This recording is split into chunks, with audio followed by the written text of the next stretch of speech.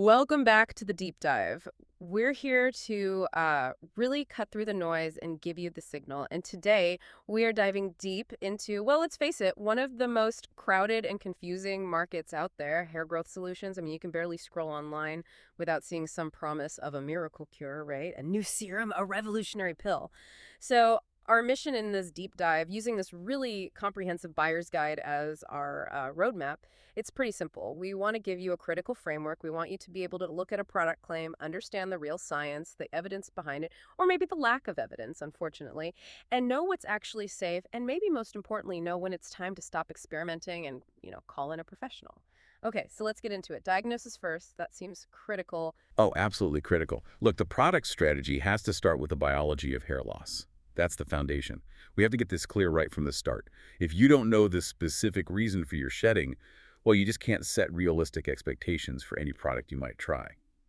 So yeah, before we even touch on ingredients, we need to talk about the different types of hair loss, just like the sources lay out. Right. Makes sense. Our research points to basically two main types that respond differently to the kinds of interventions we'll discuss. First, there's androgenetic alopecia, AGA. That's your common patterned hair loss. Right. It's driven by genetics and androgens.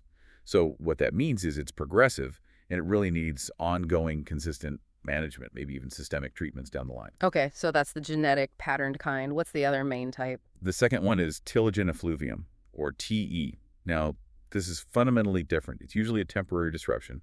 It's often linked to some kind of physiological shock, think severe stress, maybe a bad illness, big hormonal shifts, or even nutrient deficiencies like low iron. Oh, okay. So that sounds more like a reaction to something specific happening in the body. Exactly. And the critical difference is that TE often has a really high likelihood of spontaneous recovery Yeah. if you can identify and fully address that underlying trigger. Okay, and that brings up a really key point for you listening, right? Something that often gets lost in all the hype around products. If your issue isn't AGA or TE, maybe it's something like alopecia areata, which is autoimmune, or scarring alopecia, or some severe scalp inflammation. Well, these standard over-the-counter things, even the best ones we'll talk about, they have really limited use in those cases. They're extremely limited, yeah. The data just keeps pointing back to needing a specialist, getting proper diagnostic tests if you suspect one of these other conditions. It really feels like the takeaway is treat this like a medical issue first, not just, something cosmetic. Precisely, yeah. So if we assume someone listening has a fairly typical AGA or maybe TE diagnosis, then we can start talking about the over-the-counter options, the power players, where the evidence is actually pretty solid. Which naturally brings us straight to minoxidil. I mean, it's probably the most widely known non-prescription topical treatment anywhere. But let's dig into the mechanism. What's it actually doing inside the hair follicle? Right, minoxidil. Its mechanism is, well, it's kind of elegant, actually. It works in two main ways. Yes, it promotes blood flow to the follicles, that's commonly known, but crucially, it also helps prolong the anagen phase. That's the active growth phase of the hair cycle. Oh, So it's not just about circulation. It's essentially keeping that hair root alive and actively growing for longer before it naturally cycles into the resting and shedding phases. And this does lead to visible growth for a good number of users, though results are usually better the earlier you start using it. Makes sense. Now, what about using it? Safety, formulation, because I know adherence is a huge hurdle with topicals. If it's messy or irritates your scalp, people just stop using it. Adherence is absolutely everything with topicals. You're right.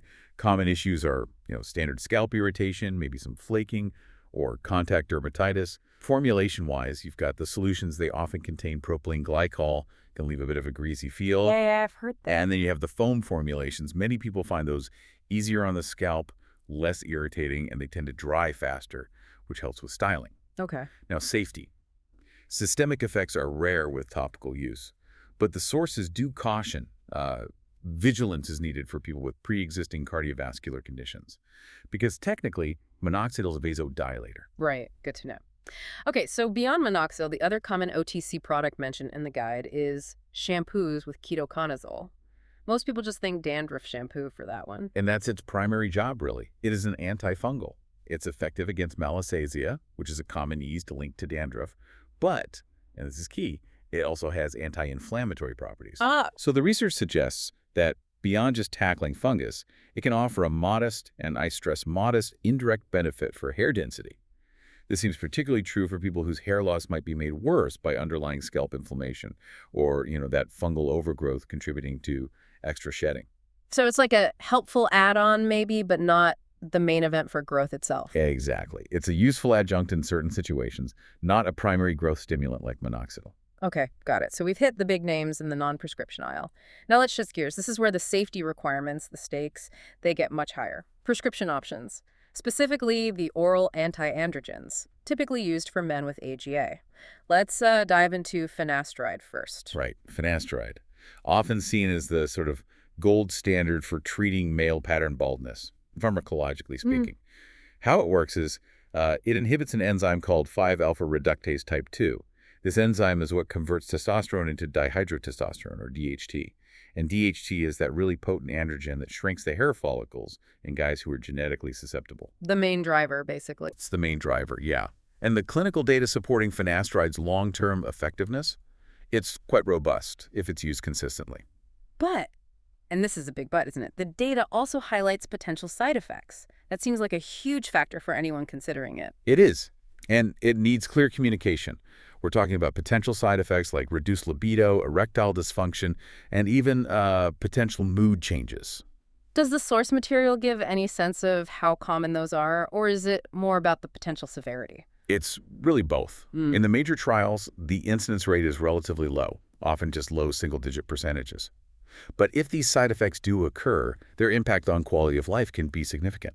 That's why informed consent, thorough patient counseling, it's absolutely mandatory. Right. The warning is serious because of that potential impact. Yeah. And the sources also emphasize monitoring for those potential mood changes too, which all points back to why you need consistent, strict clinician oversight. Regular check-ins, reviewing how things are going. It's non-negotiable with this medication.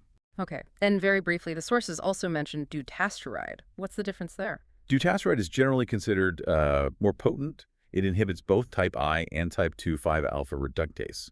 Finasteride mainly hits type 2. So potentially stronger DHT blocking. Exactly. Broader DHT suppression, which might lead to slightly better results in some individuals, but the trade-off is often seen as a potentially higher risk for those same sexual side effects, maybe even more persistent ones. Okay. Again, strictly prescription only. Needs a very careful risk-benefit chat with your doctor, coordinated care, especially if you're thinking about combining treatments. Right. Okay, so that covers the heavy-duty medical options, but I think for a lot of listeners, the real jungle is the supplement aisle. Let's pivot there. Vitamins, botanicals. This is where the evidence often seems tied just to fixing a deficiency, not giving everyone a boost. How do we navigate that? That is the crucial distinction. You're right. It's about deficiency context. Take biotin, probably the first thing people think of for hair supplements. Now, if you have a true biotin deficiency, yes, it can cause brittle hair. But the evidence for any benefit in people who aren't deficient, it's actually very limited. So mostly hype if your levels are normal. Largely, yes. But here's where it gets really interesting, and frankly, a bit concerning from a safety angle. High-dose biotin supplements can actually interfere with certain common lab tests. Wait, interfere how? Specifically, tests that use streptavidin biotin technology. This includes some important tests for things like thyroid function, even cardiac markers like troponin. Whoa, so taking too much biotin for your hair could potentially lead to a misdiagnosis of a completely unrelated, serious health issue. Precisely. It's a massive hidden risk that people need to be aware of, especially if they're managing other health conditions. It really underscores the need to tell your doctor everything you're taking, even supplements. That's a really important warning. Okay, what about other minerals often touted, like zinc and iron? Similar story, really. The evidence for zinc and iron supporting hair health is strongest only when you're correcting a confirmed deficiency. They are crucial, don't get me wrong. They support things like keratinocyte function, making the hair itself, and oxygen delivery to the follicles via hemoglobin. Right. But again, blindly supplementing isn't the way. Overdoing it carries risks. For instance, taking too much zinc can actually mess up your copper absorption, leading to a copper deficiency. Okay, so deficiency first. Absolutely. Okay. The guidance is clear. Get lab tests done. Work with a clinician. Right. You need to treat a diagnosed deficiency, not just pop pills hoping for the best. Okay. Now let's move into that murky area of natural supplements that often rely heavily on marketing. Things like caffeine, saw palmetto, pumpkin seed oil. Where does the evidence stand? Right, the botanicals. Caffeine, you often see it in topical serums now. There's a plausible mechanism. It might help extend that anagen, the growth phase, but the actual human evidence showing substantial, consistent hair growth. It's pretty mixed, and generally the effects seem modest at best. And saw palmetto, it gets talked about a lot as a natural DHT blocker. How solid is that? Well, the mechanism is plausible, yes. It does seem to have some 5-alpha reductase inhibiting properties, similar in theory to finasteride, but much weaker. But the results in clinical trials, they are highly variable. Often this comes down to different extract qualities, varying concentrations in the products. It's not standardized. So a lot of your mileage may vary. Very much so. Yeah. And you see regulatory scrutiny around its labeling, precisely because brands sometimes make claims that aren't really backed by robust data. And pumpkin seed oil. Pumpkin seed oil has shown some modest benefits in a few smaller trials. Its safety profile is generally good, so, maybe a tolerable adjunct if someone wants to try it, but keep expectations realistic. It's not a powerhouse. Okay. Moving on to something a bit more high-tech. Low-level laser therapy devices. LLT, helmets, caps, bands. They looked kind of gimmicky at first. Is there real science there now? Surprisingly, yes. The evidence for LLT has become quite a bit more solid over the years, especially for devices that have gone through regulatory clearance, like FDA clearance in the U.S.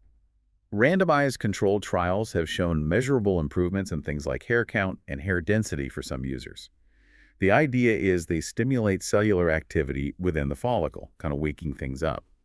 Okay, so there's something to it. But what's the catch? The catch is practicality and adherence. It's a huge commitment.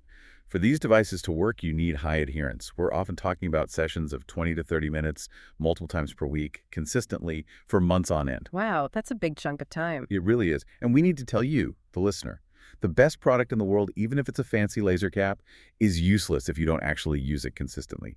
That adherence burden is like the hidden cost. That makes perfect sense. Okay, let's zoom out a bit. The commercial reality. How are market trends shaping what we see on the shelves or online? What's interesting, and maybe a bit encouraging, is a shift towards demanding more transparency. Consumers are getting savvier. Market trends show that brands gaining an edge are often the ones publishing clinician-backed data, maybe doing real-world studies, and maintaining what the research calls clean label narratives. Actually telling you what's in the bottle and at what concentration. That transparency push feels important, especially given the regulatory side of things. That line between a cosmetic claim and a drug claim is absolutely critical, isn't it? Oh, it's everything. It's the cornerstone of consumer safety, really. And that line is drawn differently depending on the region, but it has major legal consequences. Things like minoxidil and certainly the prescription anti-androgens like finasteride, they clearly fall into drug territory in most major markets. Which means they have to meet higher standards for proof and safety data. Exactly. That regulatory status forces brands to provide substantial safety and efficacy data, and it heavily restricts the type of claims they can legally make. It provides a layer of consumer protection that, frankly, you often don't get with supplements or purely cosmetic products. Okay, this has been a lot of information. Let's try to boil this down into a practical decision framework for you, the listener. You've heard the facts now. What should you actually do? Right, let's make it actionable. It really echoes the steps laid out in the guide we've been discussing. Step 1, get a clear diagnosis. You absolutely need to know your specific type of hair loss and understand the health of your scalp. That means seeing a clinician, maybe a dermatologist. Can't skip that step. Okay, number 2. Step 2, prioritize evidence-based actives. Once you know the diagnosis, focus on the treatments that actually have solid scientific backing for your specific condition. Is it AGA needing minoxidil or maybe finasteride? Or is it TE, where you need to fix that underlying iron deficiency? Tailor the treatment to the cause. Makes sense. What's next? Step 3, become a label detective. Really scrutinize product labels. Look for clear disclosure of active ingredient concentrations. Is the stability data mentioned? Avoid those vague, proprietary blends that hide what's actually in there. Yeah, don't fall for the marketing fluff if they won't tell you what's inside. Exactly. Don't waste your money if you can't independently evaluate what you're buying based on the evidence we've discussed. Okay, diagnosis, evidence-based actives, label scrutiny. Finally, let's bust a big myth that the source material hits hard. The timeline. When can people realistically expect results? This is probably the biggest source of frustration and wasted money. The myth is that hair loss can be reversed easily, quickly with one magic product in just a few weeks. Yeah, you see those results in 14 days, ads all the time. Right. And the reality couldn't be more different. Responses are highly individual, and crucially, results take significant time and consistent use. Here's the key timeline detail everyone needs to internalize. Results usually only start to become noticeable after 3 to 4 months of utterly consistent, daily, or as directed use. 3 to 4 months just to start seeing something? Just to start. And more robust, clearly visible improvements, you're often looking at 6 to 12 months of continuous use. Wow. So if any product promises dramatic results in just weeks, especially without knowing your diagnosis, your skepticism radar should be going off big time. That's a critical reality check. And one last check-in on safety, particularly for those stronger systemic options. Yeah, always important. With topicals like minoxidil, be mindful of scalp irritation, that's common. Adjust formulation if needed. But if you're considering oral anti-androgens like finasteride or dutasteride, you must have that open conversation with your clinician about potential systemic effects, especially the sexual side effects and potential mood changes, and have a plan for monitoring. And combining treatments. Clinical input is absolutely vital there too. Combination therapy, like using minoxidil and finasteride together, is often the most effective approach for AGA, but it needs to be managed properly to balance efficacy and safety. Okay. So our ultimate goal in this deep dive was really to equip you with the tools to cut through the hype and critically assess this market. Superior products, whether they're supplements, topicals, devices, whatever, they tend to blend credible evidence, ideally some clinician input or backing, and transparent labeling. Remember, skepticism is your friend, especially when those dramatic results in weeks claims pop up without any mention of diagnosis. Absolutely. And if we connect all this back to the bigger picture of health, a truly successful plan often integrates more than just one product. It combines these specific evidence-based therapies with, broader lifestyle factors, optimizing nutrition, managing stress, getting enough sleep. That integrated long-term view offers the best shot at sustainable results. Which loops us right back to where we started. That diagnostic-driven approach is fundamental. So here's a final thought for you to take away, building directly on what we learned, especially about telogen effluvium and its triggers. Given how often TE is linked to those correctable internal factors, if you haven't already, maybe you should be asking your doctor about getting some baseline lab work done. Specifically, things like checking your ferritin levels, that's your stored iron, and your thyroid function. Should you check those before committing potentially hundreds of dollars and months of effort to a long-term regimen? Because maybe, just maybe, identifying and treating an underlying deficiency or condition is the actual starting point for effective, targeted treatment for your hair loss. Something to think about.